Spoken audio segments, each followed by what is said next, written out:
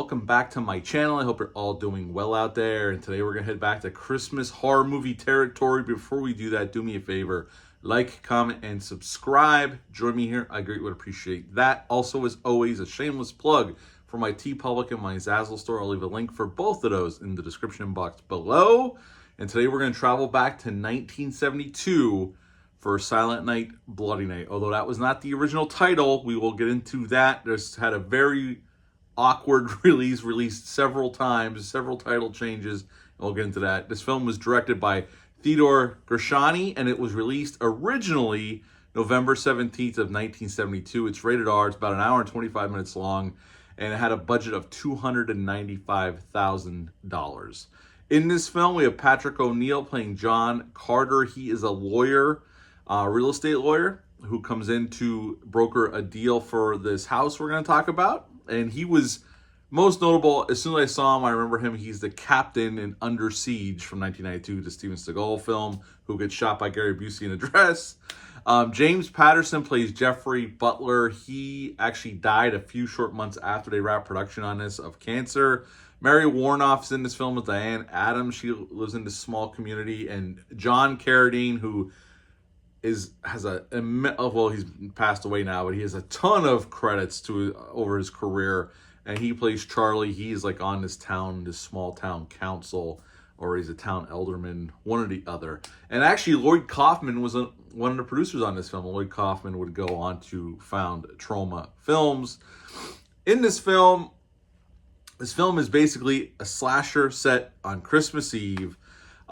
This Butler mansion had some tragedy in its lifetime, and William Butler, who built the house, turned into a mental hospital for his daughter and other patients. Found out the doctors were doing some pretty sinister stuff, and there's a little bit of an incest angle, and he died supposedly by fire back in 1950. And all these years later, the house had remained empty, and now somebody is going to buy the house finally and take it off the market, and it happens to be Jeffrey Butler, who is his grandson. And Patrick O'Neal comes into town, his character, with his girlfriend to broker the deal and get this ball rolling. It's Christmas Eve, and pretty soon people start getting killed by this mysterious killer. Creepy phone calls are made, a la Black Christmas, or When a Stranger Calls later on, and people start getting killed. And finally, towards the end of the film, after several red herrings, we find out that William Butler is very much alive, and Diane shoots him dead after Jeffrey and Diane's dad shoot each other and kill each other by accident. And that's the end of Silent Night, Bloody Night. What to like about this film? Well, actually, the story, it kind of works. It's intriguing, although there's a lot of problems here as well.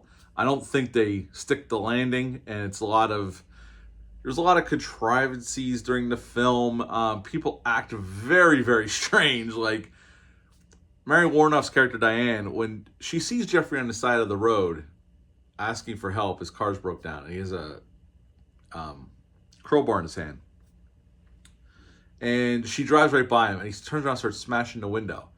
Later on, he shows up at her house unannounced, drives up her driveway, and she lets him into the house. She's holding him at gunpoint. Never saw this guy before. After he answers a few short questions, she puts his gun down and apologizes for holding a gun on him. And I'm like, you still don't know who this dude is. It's just, people do some bizarre stuff during the runtime of this film. And the film's not that long.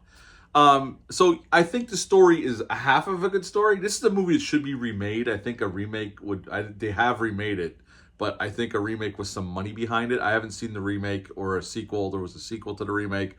I haven't seen either of those. I'll have to watch those if I could track them down. But there's a good story in there somewhere. They didn't quite pull it off.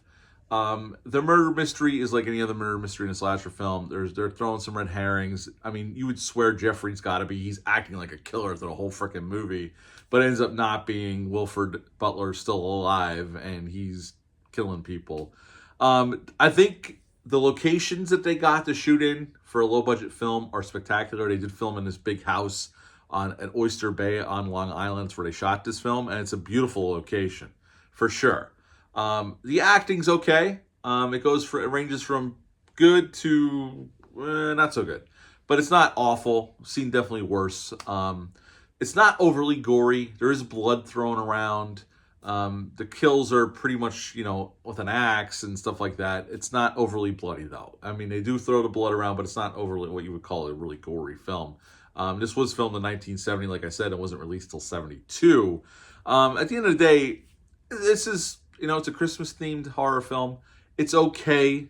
There's definitely other better. Black Christmas, which would come out 2 years later after release of this film, is a much better slasher Christmas film.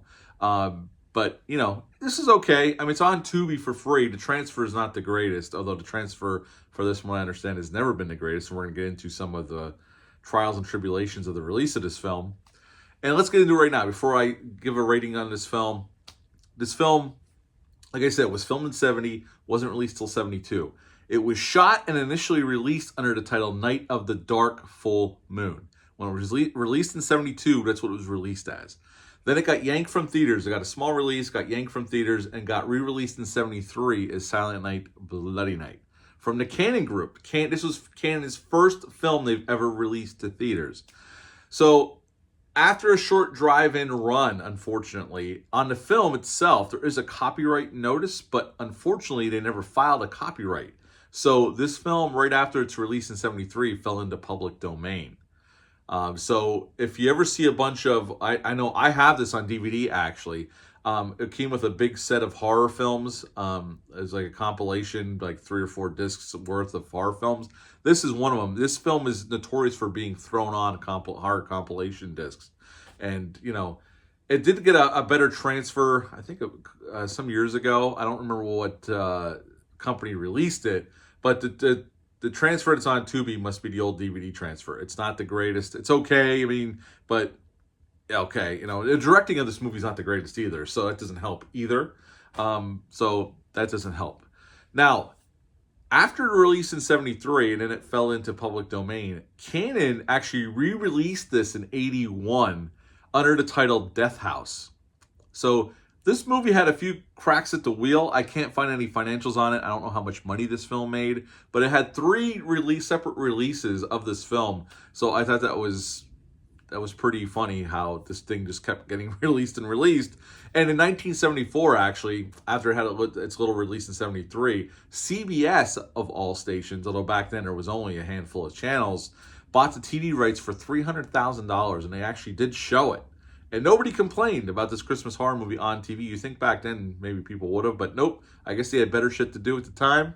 We're good here. My score on this one, this is a serviceable Christmas horror film. It's not the worst thing I've ever seen. It's not the best thing I've ever seen. It's kind of right in the middle.